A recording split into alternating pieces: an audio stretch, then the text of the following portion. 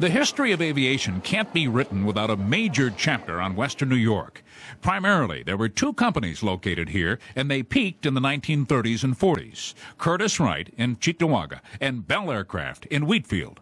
Those were two pretty big companies in the past, weren't they, as far as aviation goes? Well, absolutely, and both very well known, both very well respected. The products they put out, for example, the P-40 and the P-39s and P-63s were workhorses during the Second World War. In 1947, Chuck Yeager became the fastest man alive, riding the Bell X-1 into the history books, the first plane to break the speed of sound. It has a prominent spot here.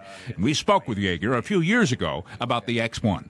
The Air Force realized that a problem existed because of the effects of the speed of sound on airplanes, so they gave Bell Aircraft Company in Buffalo a contract in 1944 to build the X-1. It's called X-1. X meant research, S supersonic, and 1 was the first contract. Even before the X-1, there was the P-59 Aerocomet, a top-secret project where Larry Bell's company produced the first jet-powered airplane in the United States. Final assembly took place at what is now the old Trico building in downtown Buffalo. Larry Bell was first with a lot of things, like the Bell 47 helicopter. This was the first commercially licensed helicopter in the United States in 1946.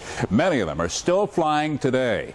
They really made their mark during the Korean War, airlifting wounded to the MASH units. And they were made in the plant in Wheatfield. Now, this particular aircraft was the first presidential helicopter. It was used by Dwight Eisenhower. What was Larry Bell like? Was he really well, yes, he was a very aggressive guy, in my opinion, full of very, very good ideas. He had good engineers there at Bell, and he stayed ahead of the program.